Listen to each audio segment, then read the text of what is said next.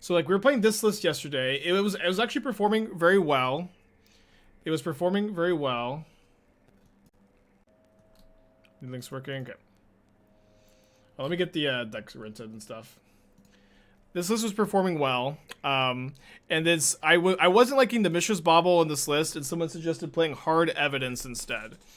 And so Hard Evidence is, 1 mana clue token when you get an 0/3 crab. And what's cool is that the crab taps to drum, and then the token taps to Moonsnare. So if you have both of these, this is 1 mana, to make both of these start tapping for mana, which is pretty cool.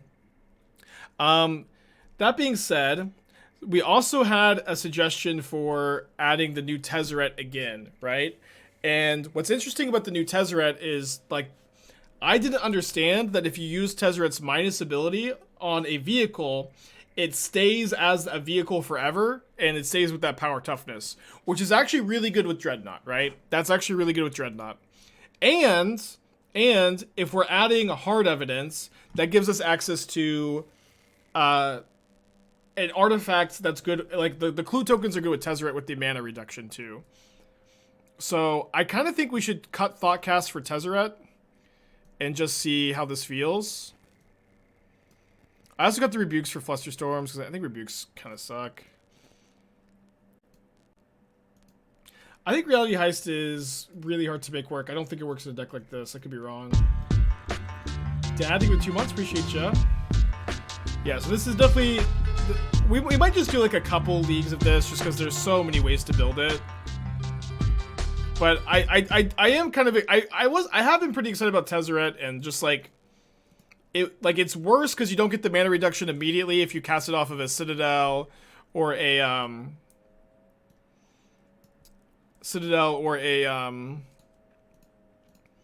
Moonsnare Prototype or Springleaf Drum, but it is better with Consulate Dreadnought, and it is better with Hard Evidence. I'm gonna try it. 2 months, appreciate 2 Tez, 2 Thoughtcast. Like, maybe that's how we end up with the deck, but let's just test 4 Tezzerets. 8 4-drops. I know we have 8 4-drops. We also have 8 1-mana rocks, right? Listen, I'm not saying that this is going to be the way to go. I'm just saying let's try a league with it. Okay? Let's just try a league with it. Before Ashiok, I mean, the Titan matchup is really bad. I really would like to consistently mulligan to a turn 2 Ashiok.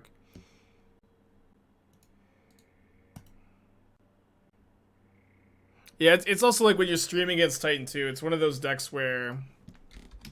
like, your opponent gets to make all of the gameplay decisions. Like, your turns are super fast.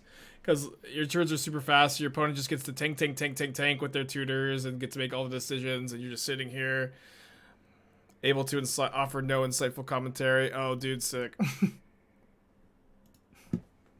My opponent says I might recognize the deck. So looks like they're maybe playing the red-black deck that we were playing earlier today. Probably better to play Drum in case I draw a 0-mana creature. Yeah, I don't know how the MTG bot works. I just know that it does.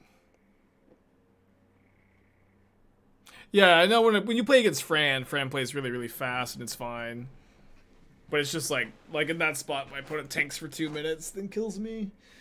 Which is fine, like, when you're not streaming. Like, when I'm not streaming, I don't really care at all. But like when I'm streaming, it's just like I want things to be a bit more exciting if I can help it. I don't know if that makes any sense. Okay, I've got an Asmo. They don't have a Daredevil though.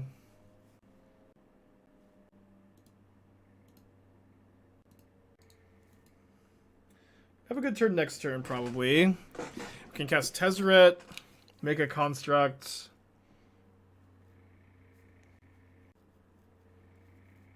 Tezzeret's probably pretty good.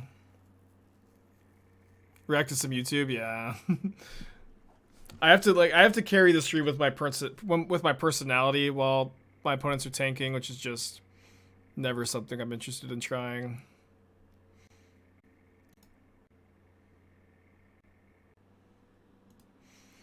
Okay, so I can go Shadowspear, tap Shadowspear to Moonsnare, make a token, then I'll have 4 artifacts, 1 mana, which is not enough to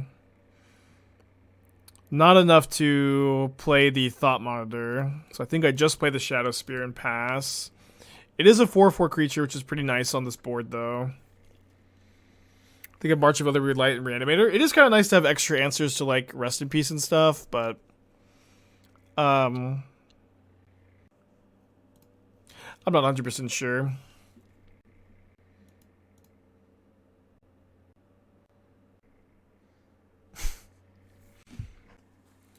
Why should kill Leyline? Yeah, Leyline's not that popular, though. Okay, so they sack Synthesizer, play Ravager. I'm assuming. But they should not have a great attack here, right? I guess they could attack with this Ravager. Blue white work if we run two like you can play blue white, yeah, but the mana's bad. Like, it is functional, people are playing it now, and it is playable and it's fine, but your mana is like really bad. Like both things are true. Like, you know, sometimes your mana's bad and it's okay, and sometimes your mana's bad and it's better to try something else. And I think in this case, like, what the white cards offer, especially because Dreadnaught is so powerful, like, you don't need as many 1-drops because Dreadnought is so good. Trying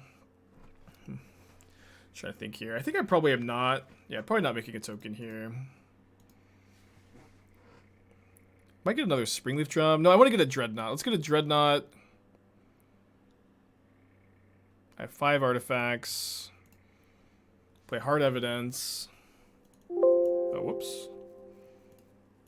Blue. Tezzeret. Then we'll turn this into a 7/11.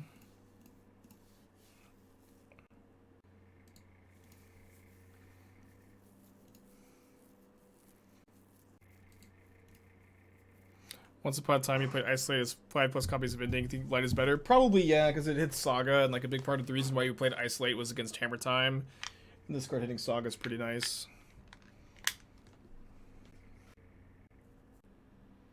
Can you conclude an opponent's turn? I can, yeah. Sorry, I forgot about that. This is also like a big... Oh, so they have made some changes. Adding Ravenous Squirrel, which I think is interesting. And they kill my construct. Could I have a Equip Square for free? No. Because I cast Tezzeret with a Springleaf Drum or Moonsnare Prototype, I've already activated the ability of an artifact this turn, which means that I can't make use of Tezzeret's mana reducer. Which is a big part of the reason why, like, I'm a lot lower on Tezzeret than I was at the start of the season. But it is an important interaction to understand. I can sack the clue for free at least. Yeah, Squirrel looks pretty good on my opponent's list. It is a bit awkward that it's like not an artifact, which is kind of why I was shy of it. But like maybe you could. I was trying to figure out if there's a way you could play Squirrel, Squirrel Cookbook. Or sorry, Squirrel Cookbook, Cat Oven too, and like Arcbound Ravager and what's the one mana creature that kills them? Disciple of the Vault. Maybe my opponent cut Disciple for Squirrel. Maybe Squirrel is better than Disciple of the Vault. I could probably buy that. That Squirrel is better. Atog is another outlet. Maybe. I don't hate that suggestion. Don't hate the suggestion. I'm not sure if that's where we want to be. Yeah, I kind of feel like Ravenous Scroll is better than Disciple of the Vault. I would want to test it, but I love what my opponent's doing. I love to see people innovating. Okay, so my Thought Monitor costs 2 mana, so I can tap. I guess I can tap. Yeah, I can tap the Drum and the Construct. Yeah. Tezzeret makes Dreadnaught permanently a 7/11, which is, you know, the combo, I guess. Did we attack? Yeah, we can attack here.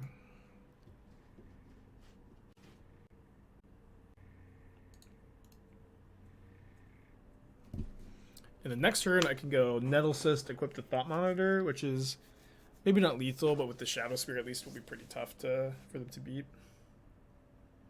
Now I want to switch back to the red-black deck and play Ravenous Squirrel. I love it. I think Ravenous Squirrel is maybe just like it does seem to be better than Disciple of the Vault, because Disciple of the Vault is obviously good when it's killing your opponent, but Squirrel is like mana sink, card advantage, gets really big really fast, puts more pressure early. Okay, they're also playing Disciple. So they're also playing Bobble. What did they cut?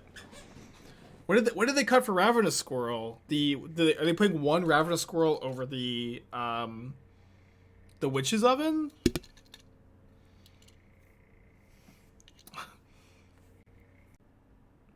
Anvil?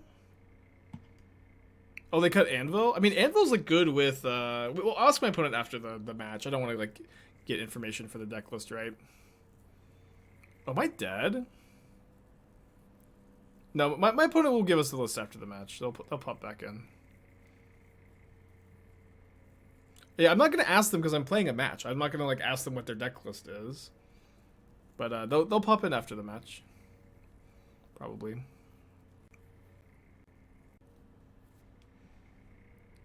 Alright, I need to chomp. My opponent knows my deck list. Well, you know, that doesn't make it okay.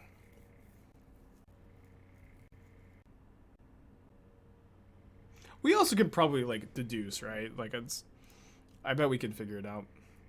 Okay, so can I go Urza, Nettlecyst, equip? So I can go Urza, 5. I can't go Urza, Nettlecyst, equip.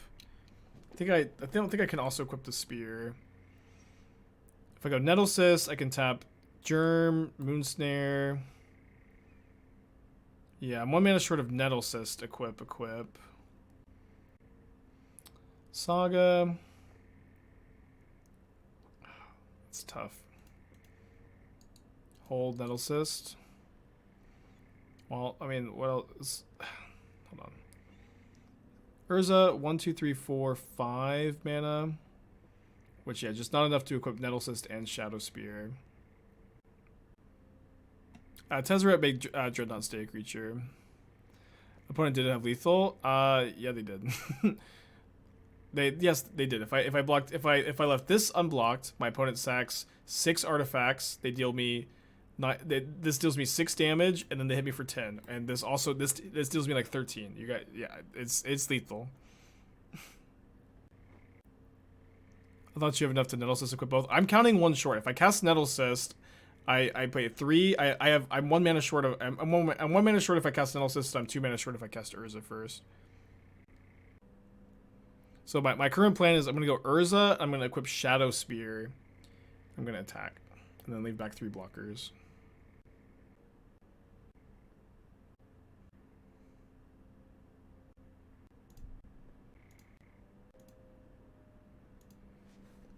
Okay, so I still need to equip.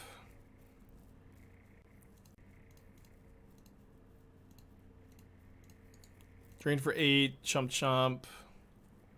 Oh, I guess chump doesn't work because they get to. Yeah, chump doesn't work because they get to make 2 tokens. But I'm yeah, I think I'm dead either way. Yeah, I think I'm dead either way. Close game. Very close game. Because yeah, they make 2 tokens. They kill either blocker. Then they have 2 super lethal attackers, right? Maybe not. Maybe I did gain enough life and I don't realize it. No, there's no way. There's no way. Because they attack with everything.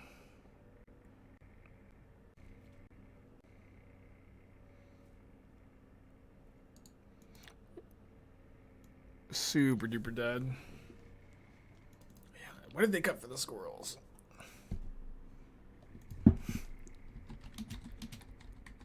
I'll ask them. Make sure they're gonna. Yeah, it was maybe Anvil, but like Anvil's good with Squirrel, so it's kind of weird to cut that.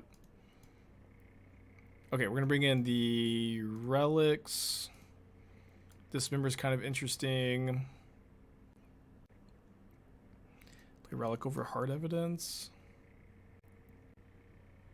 I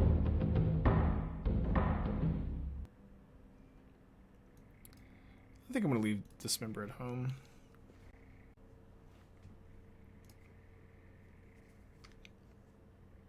Okay, this is a turn 2 Tezzeret. That's pretty good.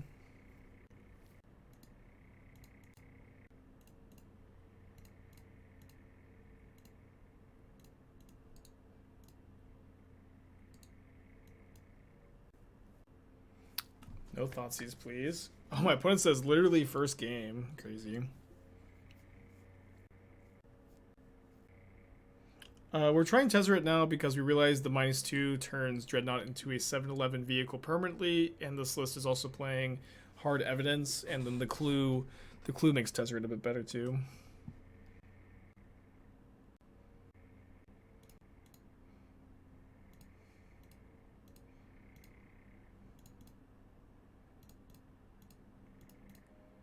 Maybe we could have helped the Ornithopter to discard. But that's sweet, sweet damage, huh? Would have liked the Relic, but obviously, like, we either keep the Tezzeret in hand or we discard both cards. But discards Asmo. Imagine plays second Asmo here. Liked minusing an Ornithopter. This may be better. I mean, I'm kind of, I'm out of cards in hand, so I do feel like I am, like, pretty incentivized to gas back up.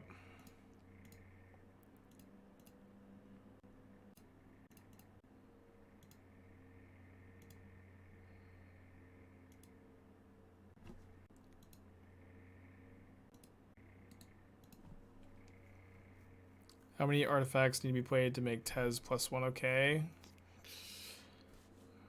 I mean, to make it okay or to make it good? Like, I mean, if you're going to play Tezzeret, you're playing a deck, like, completely built around artifacts for the most part, right? Like, I guess maybe you're asking because you want to play Tezzeret in, like, a Stoneblade deck, but I think Tezzeret's not going to be that good in just, like, a regular, like, blue-white Stoneblade deck. You probably need close to, like, 20 minimum.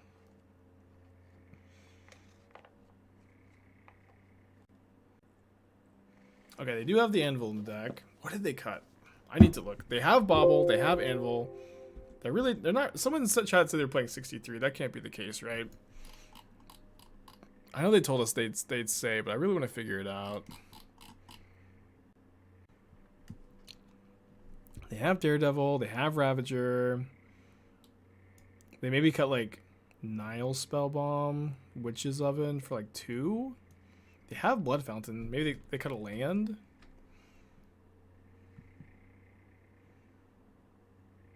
Okay, Urza down. Still have the Saga. Yeah, I'm gonna ultimate that. I didn't realize that this was ultimating here. Whenever an artifact becomes tapped, draw a card. Don't mind if I do.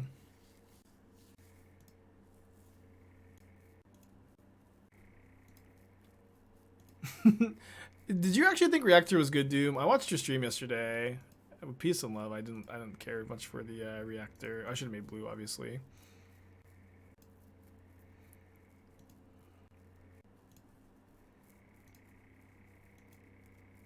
It's not a May. Oh no. There are worse ways to die than drawing infinite cards, though.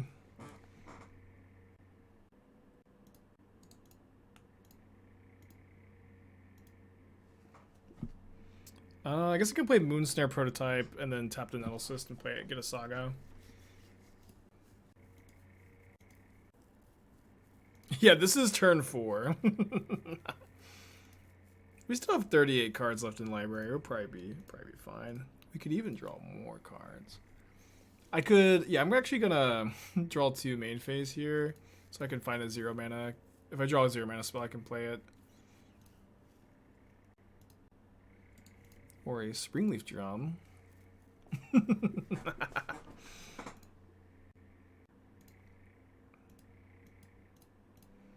Unlimited power. How many cards did I draw this turn? Like 10? Something like that.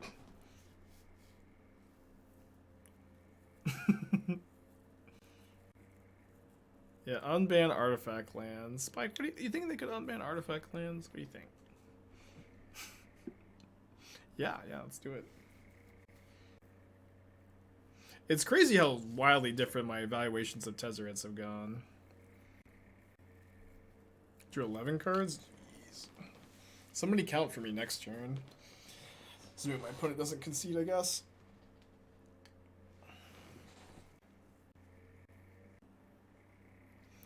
Arctic felt good. I think if you're going big enough, you mitigate downside of costing 4 because 10 counters by 10 gives 4 mana. Yeah, but it's so slow and so easy to play around, right? It's like really weak to Needle and Prismatic Ending, and I don't know.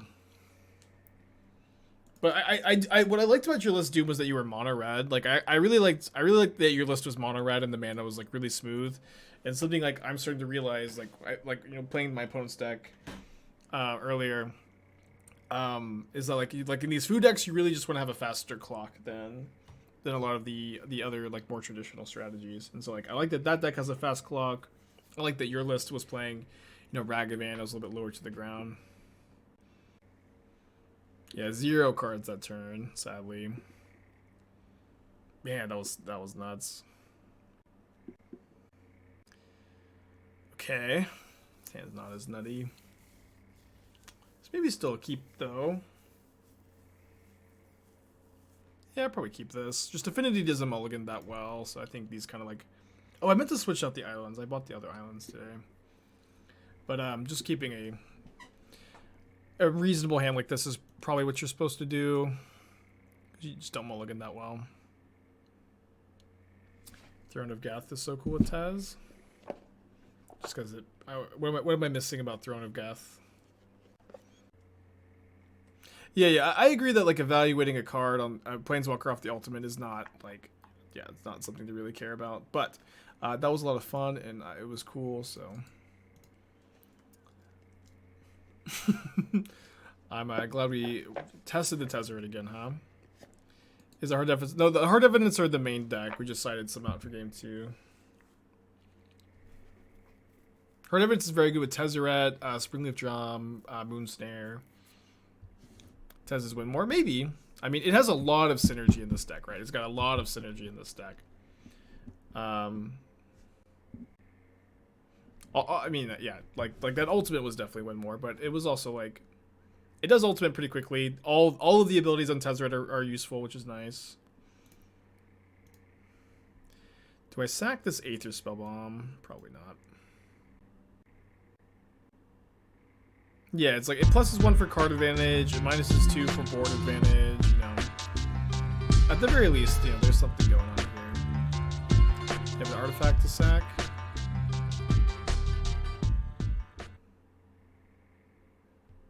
Their draw's pretty good. Thought Season to Disciple.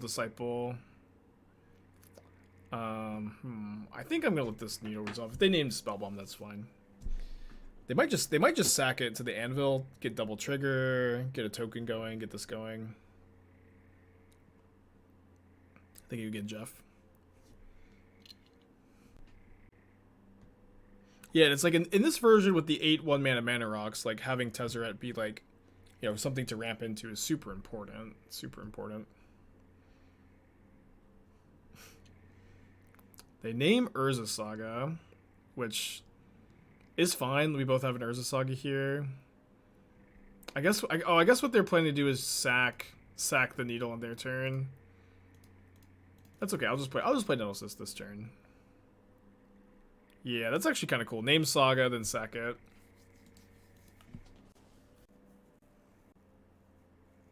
How did Anvil feel? I liked Anvil Doom. I mean, you think you have to build a bit more around it, but like there's like the Anvil Arcbound Ravager plan. I don't know if you remember last night. I was building this list while I was watching you, and I was like, "Have you played Ravager?" And you told me it wasn't that good, but I wanted to try it. I've been like, this list felt powerful. Like we didn't actually perform very well with the deck, but it did feel like there was something there, absolutely. And I was like definitely pretty excited to continue to try things out there. So we're probably getting Shadowspear here. Shadowspear is going to be artifact number 4. So this costs 3 mana, which is kind of an awkward number for it to cost, I guess. I could get my own Needle. I could Needle Anvil, or I could Needle Saga. Oh, I have an artifact land in my hand, so this actually costs 2. So I can get Shadowspear, play Thought Monitor, right? 4, 5, yeah. Yeah, that's probably gonna be the line.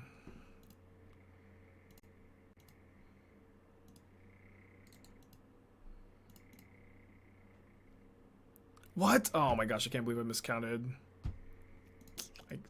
It's really embarrassing. Okay, I'll leave my construct back to block theirs, or my Nettlecyst back to block theirs then. Yeah, Needle Saga's not bad. Needle this isn't bad.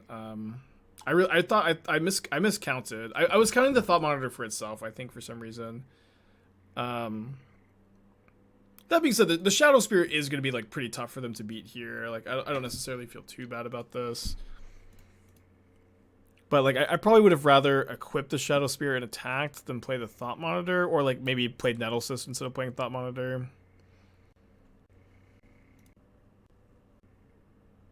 Yeah, Manufacturer's pretty interesting, Doom. Like, yeah, there's just so many options. Like, I wish you weren't working the full-time job. I'd love to see like all the food brews every single day. If I sack my Aether Spellbomb, it does trigger the Disciples twice.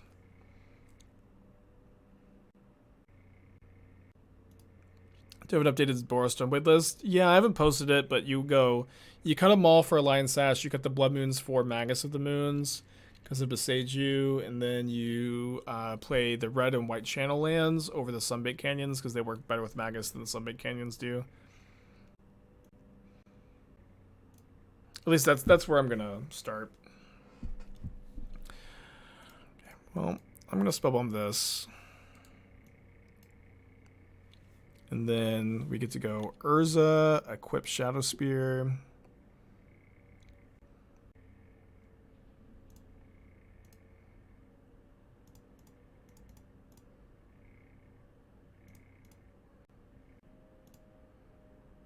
They have Fatal Push as their last card. We probably lose, huh? You never lost to Fatal Push being the last card, chat?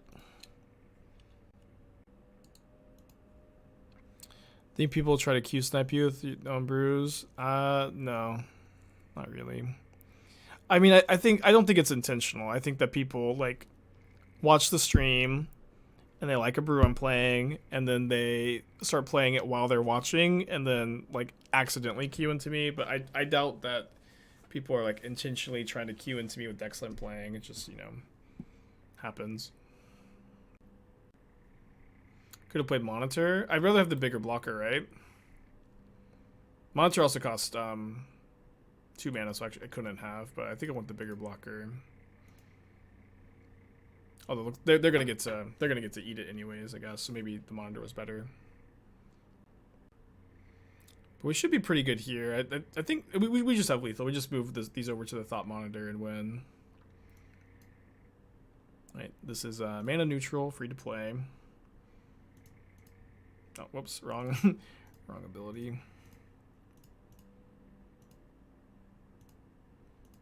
Shadowspear over here.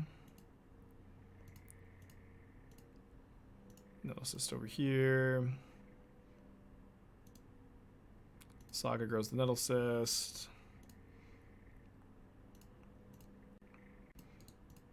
I guess I play second Nettlecyst into another Thought Monitor. Okay. Yeah, has our opponent popped in the chat yet? BFO. One card I was trying to fit in was all this. I mostly cut some utility artifacts to fit the squirrels. Do you remember which one specifically? That's what we kind of figured. The squirrel looked really good. The squirrel looked really. Ah, fuck off. I guess I've got the Flusterstorms. I guess I've got the Flusterstorms. Oh my gosh, and I've got a Needle now. Alright, fuck on, I guess. Fuck on, opponent. Can I beat a Gristlebrand? Yeah, Neoform has become so popular lately. I don't know if it's just like Arielax or what. I might try to, Moonsnare. Main deck Needle, easy. Super good. It's like getting salty, I don't know. It's just... I want to play fun matches with my new fun deck. All these Neoform and Titan. Ah! But now I'm getting unsalty. Okay, and so we'll bring in the Flusterstorms, and Ashiok also stops Neoform Eldritch Evolution, so like turn 2 Ashiok is okay. Sorry for the grains of salt, chat. Aether Spellbomb not too bad either. Yeah, maybe we actually have an okay Neo brand matchup. Yeah, they can fuck back on. Maybe I want Hard Evidence. No, Hard Evidence doesn't let me turn 2 Ashiok off of Springleaf Drum. Alright, gotta keep this. The Sphere Sub anything? Not really. Yeah, I agree. I think it's Ari that is making Neo4 more popular. 4 scrolls, -1 drum. Cutting the drum's rough. Spellbomb. Yeah, I like cutting the oven. Cutting Ravager also feels weird. Why is Neoform back on the menu? I mean, people like to win on turn 1, and like Ari Lax has been making it more. It is a playable deck. Like it is a totally playable deck, and it's probably a good deck to be playing right now while people are playing. Like interactive decks are just kind of at a low right now where people are brewing. People are trying like a lot of new things, and I feel like the field, like just like Titan is like now become super good and popular. Like the field is just open for these kind of decks to perform well. Sphere is okay. I think it's better to not play it. I'm gonna Flusterstorm this. I'm gonna put a mold to 5, and I've got a second Flusterstorm. This maybe lets me cast the Nettlecyst next turn if I feel like I can afford to. Although we'll just cast the Dreadnaught instead. I think. Wait a little bit. It's kind of luck sack. I mean. Yeah, I guess, but sometimes you're lucky. Like some decks are like this. They're inconsistent and powerful. But, you know, it's not that inconsistent. It's more consistent than you most people probably think. Like it's not going to win on turn 1 that often. I should hold up this Flusterstorm until I find another land, or yeah, something else. Ashiok. Salmon Urza. I can't cast it. I don't have 4 mana. I can't cast that.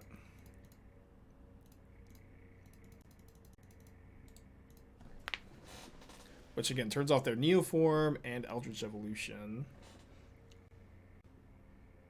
I don't think I'm gonna minus. I could minus maybe. Maybe wait a turn because of Veil. Opponent's thinking. Also, besides Ashiok's a good Sideboard against Titan. I mean, Magus of the Moon and Ashiok are the 2 best because of Beseiju. Magus is probably the best card. In this deck, Ashiok is the best for sure. Alright. Won the match. You guys want to keep this? Richard Forrest, PhD. No lander, no lander. The deck was actually bad all along.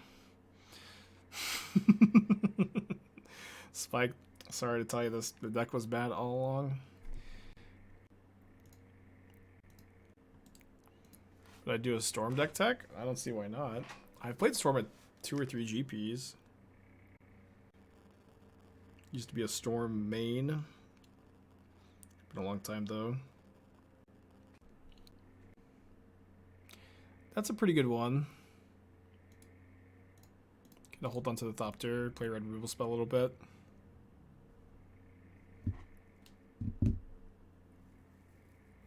COVID's weird. My GFS COVID, not me. Well, I tested when me and Esther. I think I had it. Like I had the same symptoms as Esther, and she tested positive. I tested negative. So you could absolutely have it.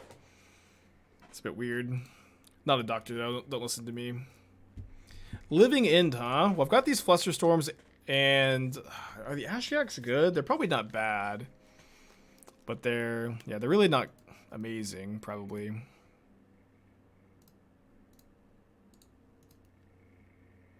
Yeah, do not listen to me about anything besides Magic. I'm not really qualified to talk about anything else. Oh no, I can talk about Dark Souls lore, Attack on Titan fan theories, restructuring the Naruto storyline to put more focus on the side characters which is I think one of the biggest flaws of the Naruto story in general, is that they did a really good job in part 1 of not Shippuden, just regular Naruto, of putting a lot of emphasis and focus on the side characters and like doing a really good job with their character design and but in Shippuden, no side character has like any meaningful arc, you know. Demon Slayer, I haven't watched season 2. I honestly got kind of bored of in the middle of season 1, or at the end of season 1. I remember just feeling like it was just like several episodes too long. I don't know. Shikamaru, okay, sorry, that's true. Shikamaru is a side character with a meaningful arc, but like Rock Lee, Neji, Hinata kind of has one, but it's just like, you know, become Naruto's girlfriend. Sakura started off really strong, I feel like, with her fight against Sorcery, and then like didn't do much. Why is Oboro in the deck? Sometimes you want to filter colorless mana into blue mana and don't have a land drop. I was actually thinking yesterday, you know, just Naruto spoilers, if you want to mute the stream for like 30 seconds. But I was thinking that instead of like, one thing, it's really dumb, I think, that they put so much emphasis on Might Guy in Shippuden. I think it's silly that they put so much emphasis on Might Guy in Shippuden when they did a great job setting up Neji and Rock Lee in part 1, and it would have been really cool for both Neji and Rock Lee to surpass Guy in the same way that Naruto and Sasuke surpass Kakashi, and then you have that moment where Guy fights Madara. You have Neji and Rock Lee fight Madara. Neji dies, and then Rock Lee opens the 8th gate. It would have been just so sick. It would have been the coolest ever. But instead, for some reason, Guy gets to be the main character. It's called Naruto, not Naruto and Friends. Yeah, but they did such a good job in part 1 of like developing the side characters. All right, let's go to game 2. I don't know, this, you know, I just, this is what I'm qualified to speak on, not doctor stuff. Dude, Tezzeret dumping cards in the graveyard is kind of interesting. Do I play Ashiok? Ashiok doesn't seem that good. I can maybe play like the first Ashiok and cut like the hard evidences and a couple Nettlecyst. Yeah, I agree. Yeah, Rock Lee is one of the best characters never used. Yeah, that's a great way to put it. Well, we've got Relic and Flusterstorm with Ashiok. Ashiok's kind of slow, and they can just like cycle after Ashiok activation, then Living End. I'll play 1. Guys, unsurpassable. He's literal peak ninja. Nobody can beat him and shoot him besides literal gods. Well, that's the thing, though. Is Guy in Shippuden, they decide to turn him into, like, they make him super powerful and interesting, but he was not developed that way in part 1. They spent all this time in part 1 with Rock Lee and Neji. And, like, why they got no attention in part 2, they didn't get to have a character arc because Guy had to be, like, overpowered. It makes no sense narratively to me. Well, we can move on. We can let the people who are trying to... Yeah, Naruto spoiler time over. Naruto spoiler time over. Favorite animates? I don't think I've ever seen a live action adaptation I've liked. I don't really watch them anymore.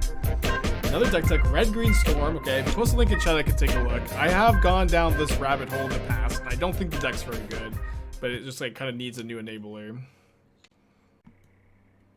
Classic Naruto warns Kasami not to fuck with Guy. I guess that's fair, but I mean, there's really not too many more moments besides that set him up. But even then, like, I'm not saying that you have to make Guy super weak, but what I am saying is, I said I was done talking about this. But yeah, last comment. You don't have to make Guy super weak, but like I think Neji and Rock Lee surpassing Guy would have been a more satisfying character arc. So we mulled to 5. We haven't seen any of our like 8 or 9 sideboard cards here, which is pretty sad. Guess I keep this hand though. So Burgi, Archaeomancer, Invoke Calamity. Okay, so I saw somebody on Twitter that they thought Invoke Calamity, they were trying to brew it with what's this card called? Hazoret's Undying Fury. Like, yeah, Invoke Calamity seem pretty good with Hazarets and Dying Fury. Do you have that here? Yeah, so like Hazarets and Dying Fury allows you to exile the top 5 cards of your library and play them without paying their mana costs. And so the idea is like, or play instants and sorceries, right? And so the idea is that you're going to get to ritual into that, and then you get to hit Invoke Calamity, which casts another Hazarets and Dying Fury, and then you get to go off. Yeah, you may cast any number of spells, mana value 5 or less among the cards you exile. So you get to go like Undying Fury into Calamity into Undying Fury, which I thought was kind of interesting, and it seems a bit better to me than Reforge the Soul in this style deck, at least.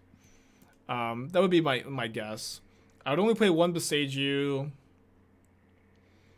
Burgi is sweet, but it's also just so much mana. I think Channel of the Suns looks pretty bad to me here. I don't think I am into it.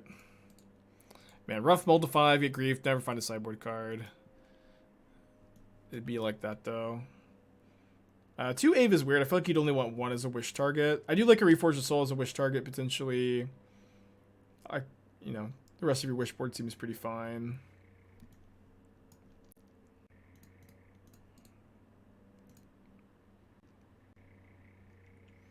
Oh, yeah, this actually might be a March of Relentless Joy deck, huh? Maybe as like a wish target, or maybe like one of in the main deck. I don't know. It's probably not that good, but yeah, I don't know. Oh, so you have 4. I missed that they were here. Okay. I don't know, man. I don't really like this card that much, but if there was ever a deck for it, it's this one. If there was ever a deck for it, it's this one, but I think it's probably not very good. Oh, wow, we drew a sideboard card. It's pretty sick. Yeah, some Bolt lands to pitch to March are good. It's probably worth testing, but I wouldn't expect it to be very good. No, my opponent hasn't had any more cyclers. Okay, I can't pay for that. I can attack for 5, though.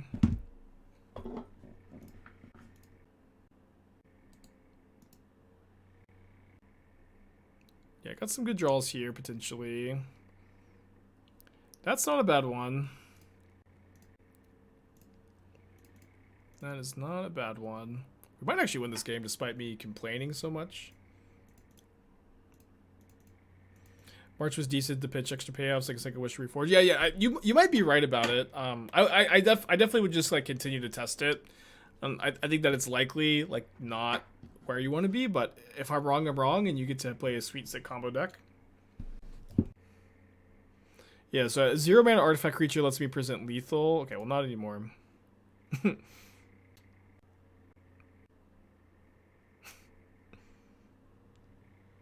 Yeah, I agree. I'm probably winning because I'm complaining. That is usually how it goes.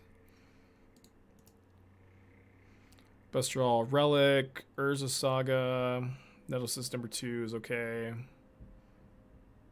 Alright, shy of casting that. But obviously, like, this unlocks a lot of things within the blue mana. Out to my crewing Dreadnaught. Dreadnaught's really good. Dreadnought is very good with Tezzeret, Urza, Nettlecyst, Urza Saga. I know the Dreadnought looks bad because we're on a mold of 5. You know what I mean? Like a lot of affinity draws on mold of 5 look really anemic, but Dreadnought has been really powerful. I've liked the card a lot.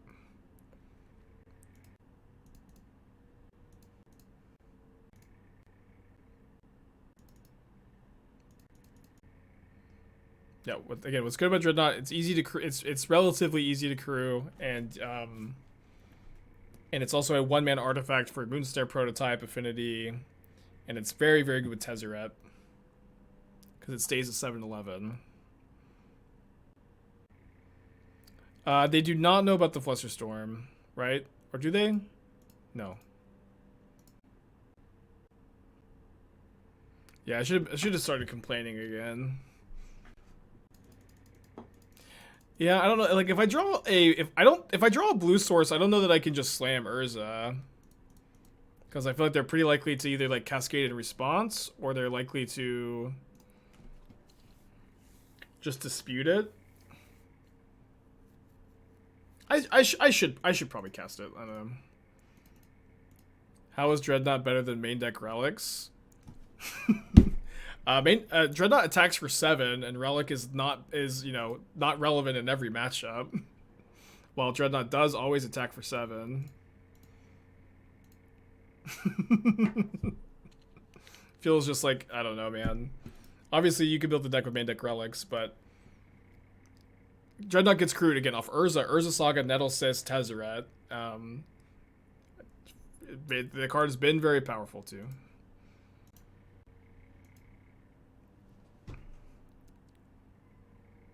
Have I really never had a pet deck as a competitive player? I mean, of course I have. Of course I have. Just Getting Here is like my Just Getting Here, Ant, and Legacy have been like big pet decks of mine. Blue Red Delver for a long time. Grixis Delver, of course I have.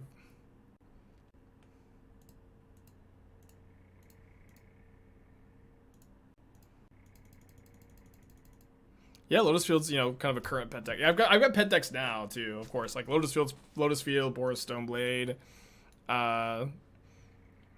Definitely feel like my pet decks at the moment. Yeah, Miracles was my pet deck for a while. Decklist for Nihiri. I mean, I'm talking about like old school Jeskai Nihiri, like back when it was popular. Was a pet deck of mine for a long time. I was actually playing it like a lot later than most people were, and like after it had kind of fallen out of popularity. I don't remember the year. It was like 2015 or 2016 that I played it at a GP in Dallas. I started off 8-0. Then I played against Zach Dunn, I think. No, his last name might have been Voss. I think it was Voss. One of the Zachs. And I lost to the last copy of Through the Breach. Was the only, because I had surgical my opponent's Valakits, and I had the opportunity to hold up a Cryptic or tap out for Nihiri, but because I had surgical Valakits, I wasn't dead to a Titan. Like, I could deal with a Titan, but I couldn't deal with a hasty Titan. A hasty Titan was the problem.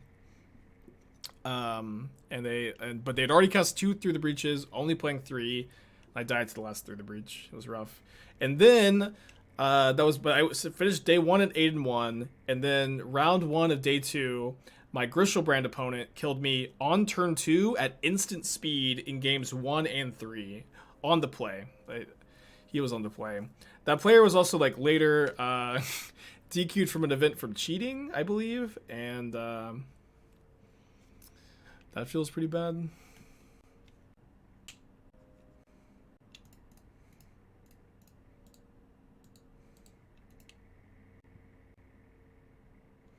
Ornithopter might get the job done here. Opponent has 6 cards in hand, so maybe not, I guess. This match really famed and hung up a memory. I mean, absolutely. Like, this was like my 4th or 5th ever GP. I had like my first ever GP. I lost my win in for top 8. I like come off of like RPTQ top 8 losses or winning in for top 8 losses. Like I'm coming off like a lot of like very close finishes for a Pro Tour invite. This was before my first ever Pro Tour invite, and making the Pro Tour really meant a lot to me then. It still does now.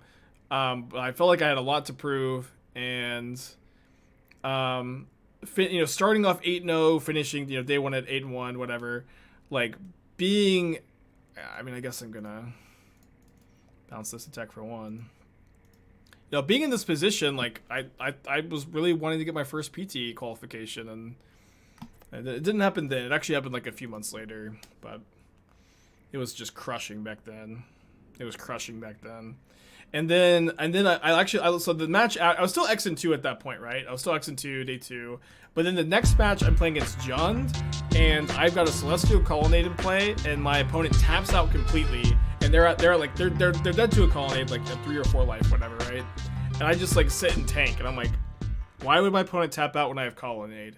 What am I missing? And I just couldn't think of Slaughter Pact. I just couldn't think of Slaughter Pact, and I got Slaughter Pacted and I lost. Magician, thank you for the 6 months. Appreciate ya. So like if I just for somehow had been able to remember that Slaughter Pact was in the deck, maybe I could have won that game. A new card, some Team Rack. You probably play this land. Probably not too much else. They cycle the Curator, so they definitely have something else. Is Gristlebrand no longer a thing because Monkey being gone? It's mostly because of Simian Spirit Guide being banned. Think there's an Emery version of the Affinity version. I mean, Emery is a very fragile card and very slow. I've played a lot of Emery in decks like this in the past. I haven't played much Emery like since with the new Neon cards. I do think that there is possibly a chance that yeah, I was hoping to draw like Flusterstorm here and like, you know, be able to stop whatever they're gonna do. Yeah, but you could play Emery. Emery's obviously like a fine card to play, but I think there are better payoffs now, especially with Tezzeret and you know, Urza being better now. Thought Monitor. It's funny. Yeah, Emery is good in Asmo decks. That's true.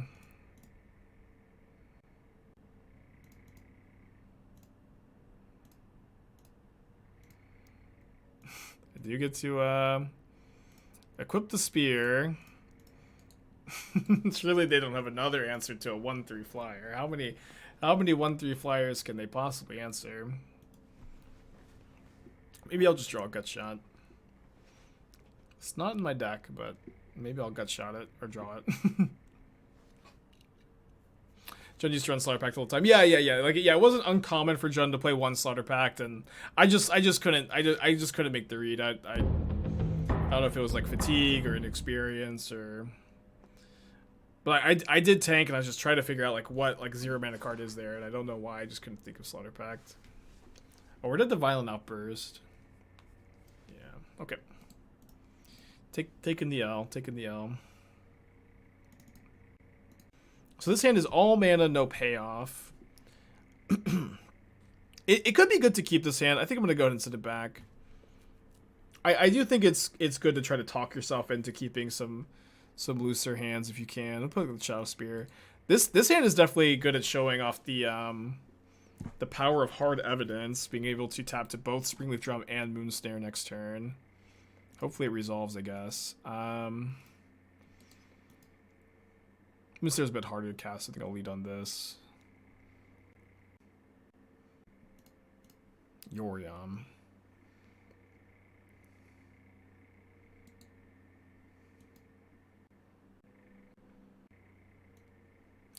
Your resolve? Little crab, you're going to resolve? So I have 3 artifacts. I think I'll just play the Thought Monitor this turn. I can cast Urza next turn.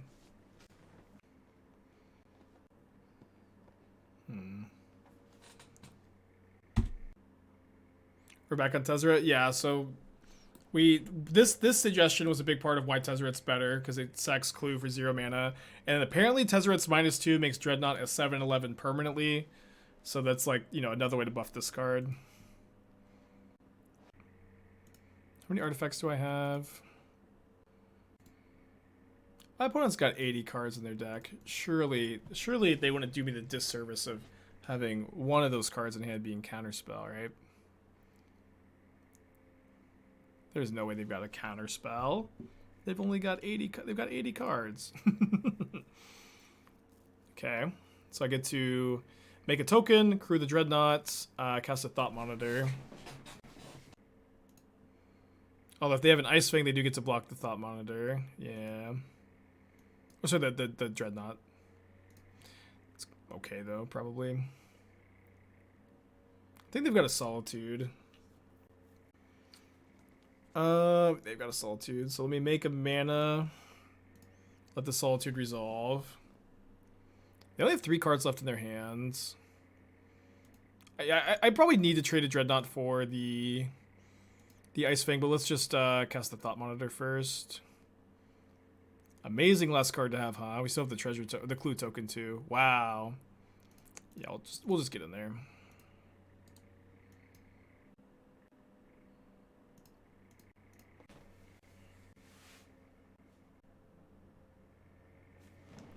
Oh, well, if I attack with the crab, they could just eat it. Crab is on Springleaf Drum duty for the time being. would Emery be a good fit? Emery's fine, but like the reality is like you have a lot of good options. You have Tezzeret, Thoughtcast, Thought Monitor, Urza, Emery. All of these are like fine and reasonable options for your card advantage in this deck. You're not really going to go wrong with any of these cards, and but you do have to figure out what the best. I think you play 3 of them. I think like this deck plays Thought Monitor. Thought Monitor is the best one probably. But you play Thought Monitor, Urza, Tezzeret. I think that those are the best ones, and I think you want to keep leaning on these a bit. All right, Ragavan, embarrassed by the crabs. Embarrassing to put Ragavan in your deck in the crab format.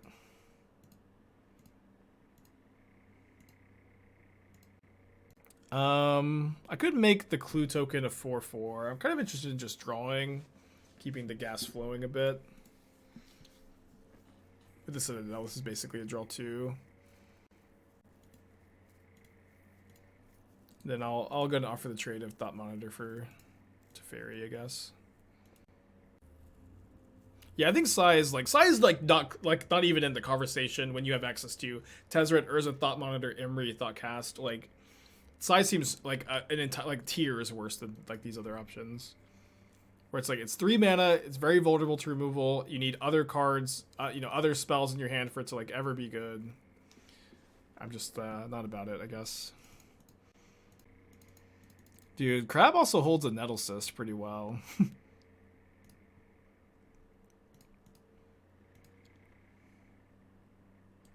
I guess I overtapped my mana.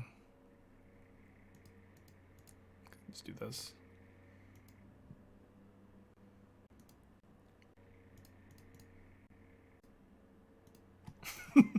The 9/12 crap. Oh, sorry, I forgot to play this. But they're just blocking every time. So, okay, the Ornithopter held back.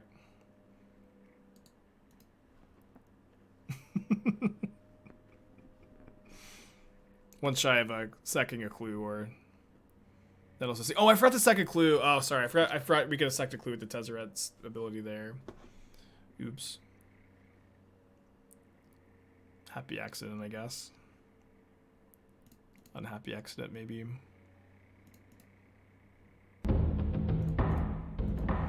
Let's go ahead and sack a clue. I know this shrinks the Nettlecyst, but I might find something a bit better to do. Okay, I can hold that to channel.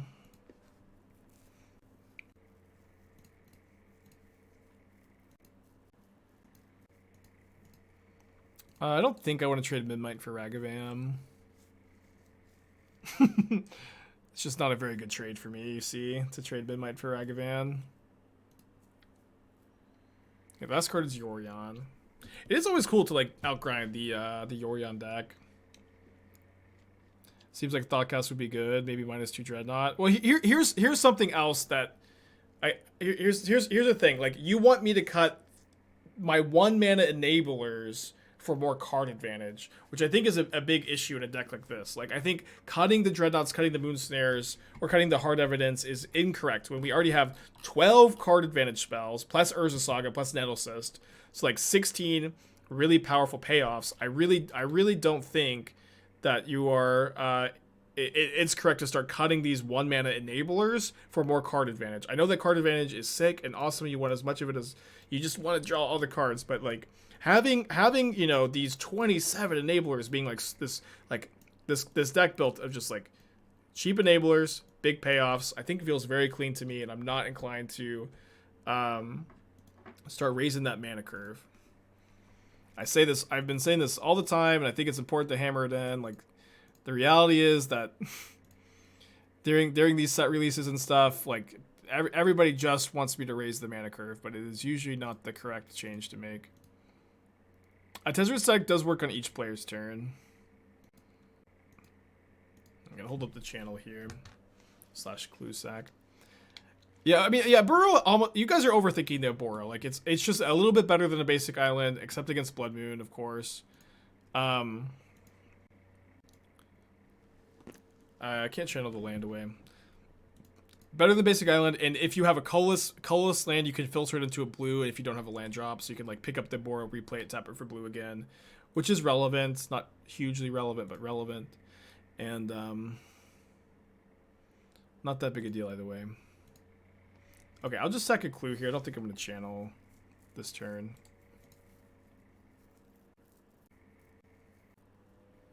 Another Saga. Well, let's hope they don't have another... I mean, their life total is not that relevant here, but do remember that Nettlecyst does count enchantments, so Saga does grow the Nettlecyst. I've got another Thopter.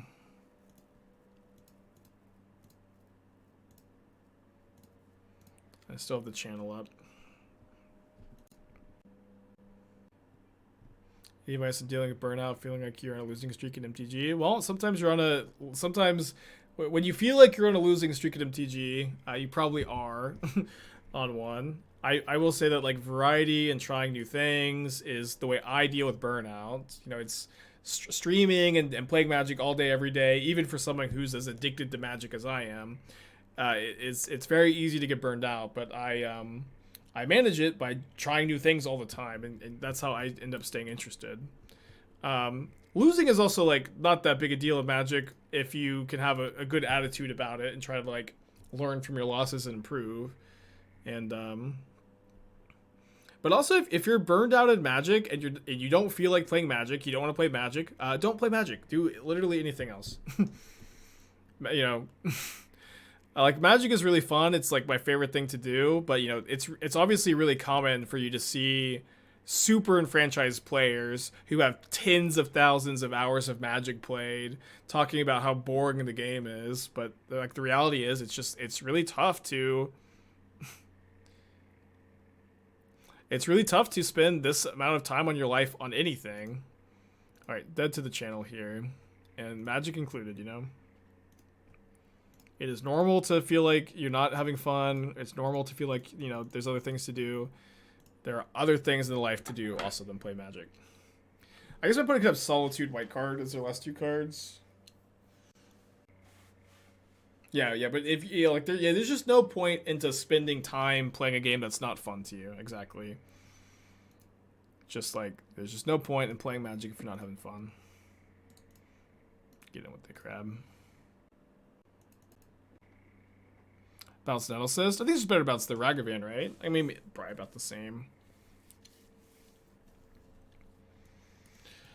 Okay, I'm probably not going to sideboard too heavily in this matchup. Seems okay. Could play a Dismember too. Being able to deal with an Omnath seems kind of nice. I think Stoneforge Masterwork could be a one-of in the deck. I haven't read Stoneforge Masterwork in a long time. I think I'm just going to resubmit. I am under the impression that Stoneforge Masterwork is like completely unplayable, but I will reread it, I guess.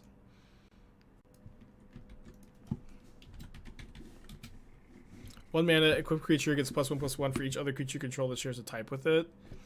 I don't think we have that many cards with overlapping types. This is actually an interesting card. It's like an interesting Urza Saga target. But Thopter is a Thopter. Memnite is a construct. Crab. Vehicle. Germ. Yeah, we don't really have like too many overlapping types, or like we don't have enough that I'm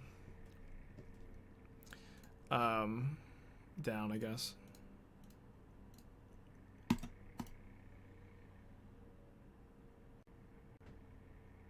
Yeah, I mean, the constructs, but that's not... I don't feel like that's enough. Next, we're going to play Nettlecyst. You know, the Colorless deck was actually pretty good at crewing Dreadnaught on turn 2. This deck is usually not till turn 3. Is Vehicle a creature type? I don't think so. I think... Is it a creature with no types, or is it a creature type Vehicle?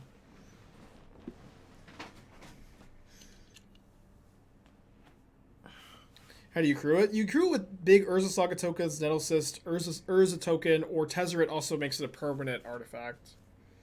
Obviously, Nettlecyst doesn't always crew it on turn 2, but yeah, you know, people maybe have like too high a standard too for what is a 1-mana card.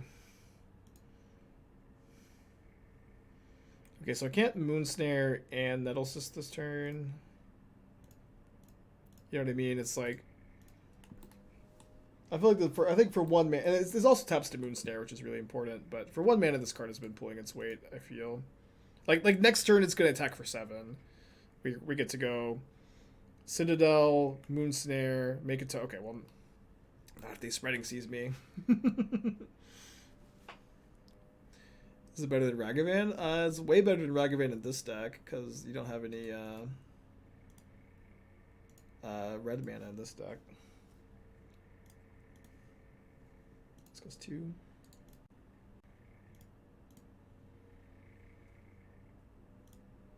Is Mech Hanger go through? Yeah, so I've been playing some of the I've been playing a Mech Hanger deck with Dreadnaught, a colorless deck. I actually recorded my Channel Fireball video this week with it. Should be up soon. Maybe it's already out actually. And that deck, I think that deck's very good too. That deck's very good too. But this deck has other ways to take advantage of the Dreadnaught. Yeah, and then the Tezzeret -2 permanently makes it a 7/11. I don't think that you need Tezzeret for Dreadnaught to be good, but it definitely helps. I think it's not. I watched it yesterday. Well, I thought that I don't know. It definitely wasn't out yesterday, but the Parhelion deck was out, right? You might have been. You might have been thinking about my personal YouTube channel, not the Channel Fireball one.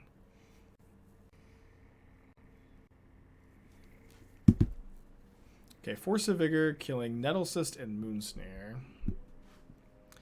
Bummer.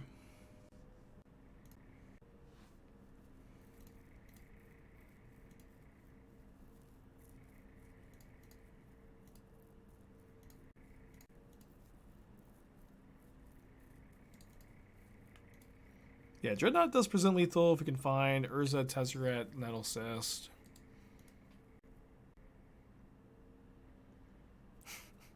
Coming up on Facebook as a sponsored ad for CFB. It's funny. The Fury, yeah, Fury pretty dang good here. Yeah, still looking for another Thought Monitor, Nettlecyst, Urza, Tezzeret. Lots of good top decks. Lots of bad top decks too, of course. Alright, no game actions to take. Any Kaito decks impressing me? Not really. I like Kaito though. Like the card has felt pretty strong, I feel, but the shells I put it in have not.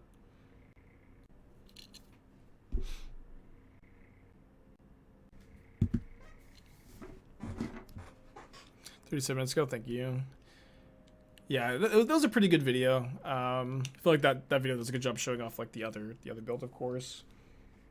Okay, no respect for the Dreadnought. I have several outs to kill them here, including that one. No respect. I mean, they could have an answer.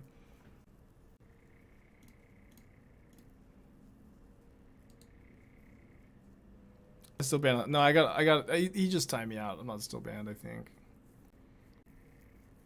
You got Solitude? You got Path to Exile? That tried Kaito a Spellstutter Sprite. I mean, I don't know. Sprite, I don't think Sprite is good in the metagame right now, where like sometimes Sprite is main deckable without other fairies. It's not right now. The mana curve of decks are just too high. So like it would just have to be, and like the other fairies are really low card quality. So I haven't played it yet, no. My opponent is tanking a long time for someone who's acting like they've got something. Ooh, the Fury chump block? Yeah, they can deal 10 damage to my... 10 damage... Oh, they can kill my Tezzeret. Yeah, but yeah, they can't kill the Dreadnought, I guess. No, I can't equip. I couldn't make any mana off the drum. Equip is 2 mana. Yeah, a little bit better than Relic here.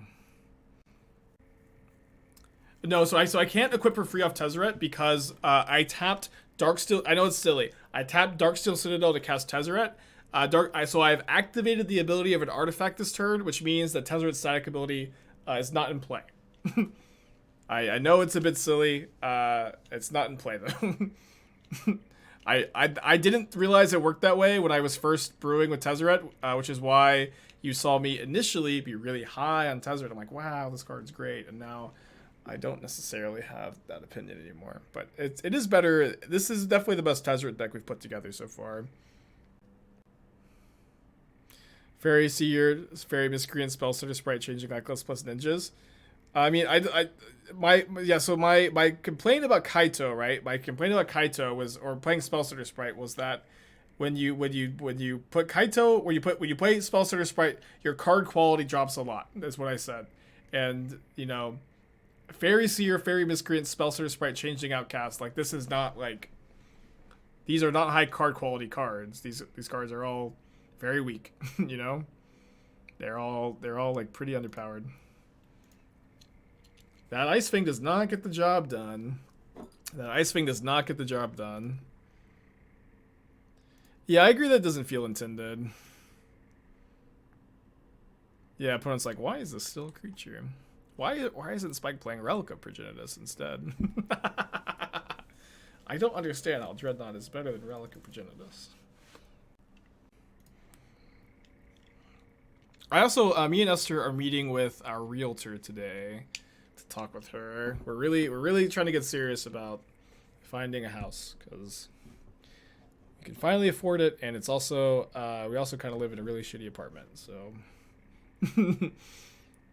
we've been trying to get out of here for a long time, and we can finally afford to. Humans will be good instead of Tezzeret. I would play Thoughtcast instead of Tezzeret if you want to replace it.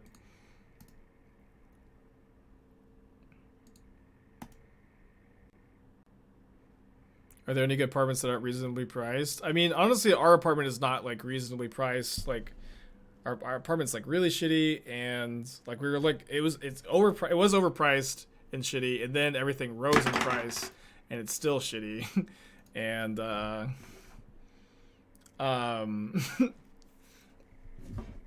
and then everything else is just like, you know, too expensive to, I don't know. Yeah, I should take Minamo and Oboro out of the deck so people stop asking me about it. But like, it can untap an Urza. That's really all it does here. It doesn't really cost you anything beyond that.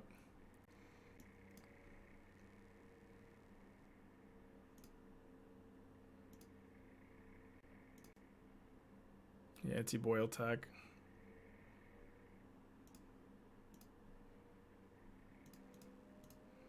Man, this is a good draw by them. We've got a pretty good draw too. I am gonna cast an Urza here instead of making a construct. I'm almost definitely getting Shadowspear as well.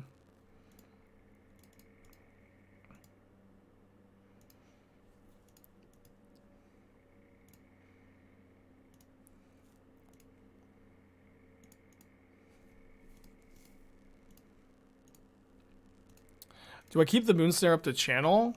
I could do that. Could do that. Trying to think if I want to though. Yeah, that's probably correct too. And I also have the Aether Spellbomb up as well. Oh, I could have crewed and attacked. It's maybe better. It's also maybe better to just move the Shadowspear over here. Yeah, I think that's fine. Oh no, what's bad about that is if they Reflector Mage, I can't crew the Dreadnaught and block with the Dreadnaught. My Saga, thoughts on Saga and Merfolk? I don't really care too much for it, to be honest. I do feel like a lot of players just like really think that Saga is broken and like you just put it in every deck. And I think if Saga was good in decks like Merfolk, decks like Control, decks like Red Black Rock, if it was just good in every deck, then like we would see a ban at some point. And I in my experience playing with Saga, like I haven't found it to be like that actually impressive in decks like this.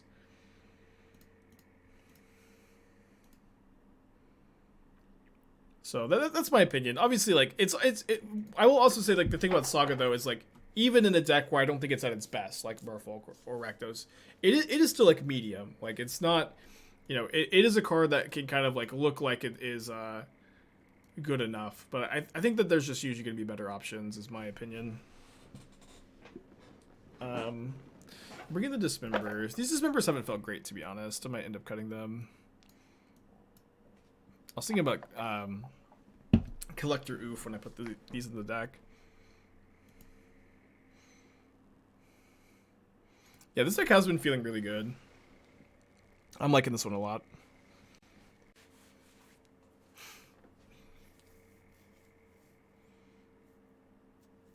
Okay, Hard Evidence looking very good in this hand, since it can tap to both Springleaf Drum and the Moonsnare.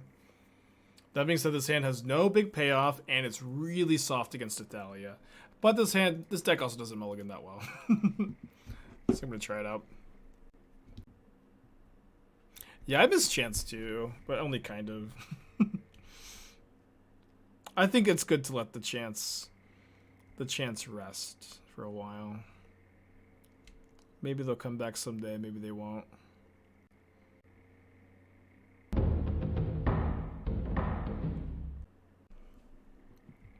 But it's mulled to 5 on the play, so I'm feeling a little bit better. Yeah, we could make our own chance with enough teamwork and coordinated effort from chat. You guys could make your own chance. That is true. Ooh, that's not a great draw. Reckless Fireweaver in the Food Shell. There's millions of better options. Like, I would much rather play Ravenous Squirrel, you know.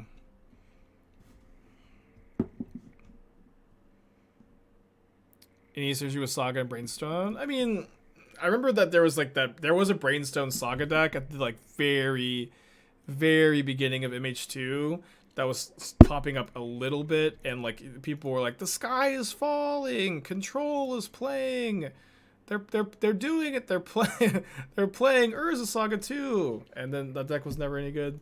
But it was like in the Miracles deck. But obviously, like, you can put Brainstone in an Urza Saga deck, and it's not gonna be bad usually. Okay, Adeline looking pretty scary. I sure would like to draw a payoff.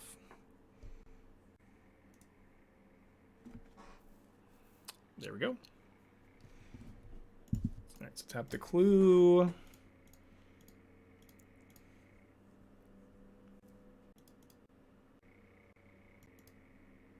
So we play the Spellbomb too.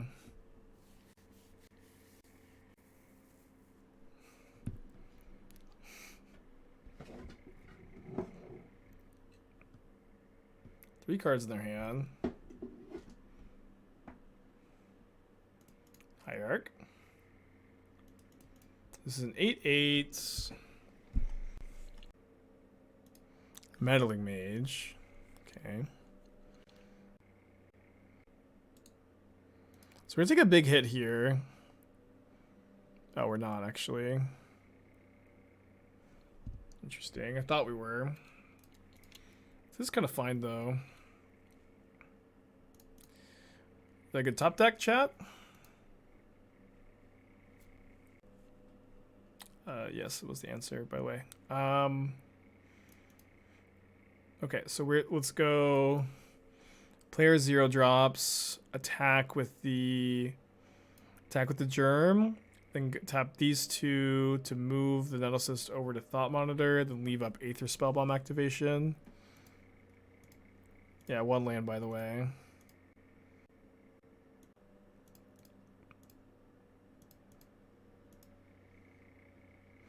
Or should I move this over to the Ornithopter? I guess that makes my blocks a bit better.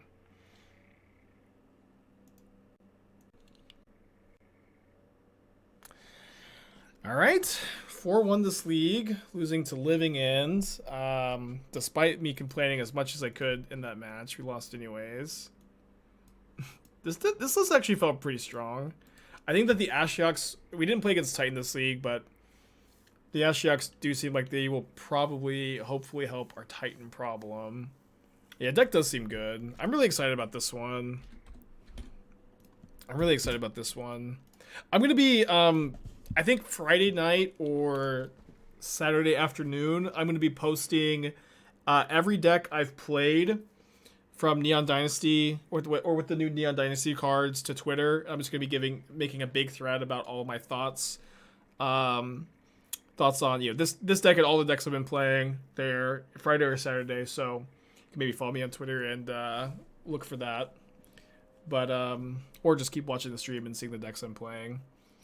I think we'll probably play more of this tomorrow. I don't know if we're gonna, probably not the whole day, but I'm liking the What's up? list. It's like, me, your I friend, think, like, Aspiring Spike. we have a lot of like flexibility in our sideboard, but I like the main deck. I think the main deck's feeling pretty good, and I think you could maybe cut the 4th Tezzeret, but Tezzeret actually was very strong that league, and I feel really good because I was really hyped for Tezzeret. Then we realized that the static ability doesn't work exactly how you want it to, and I was bummed about that, and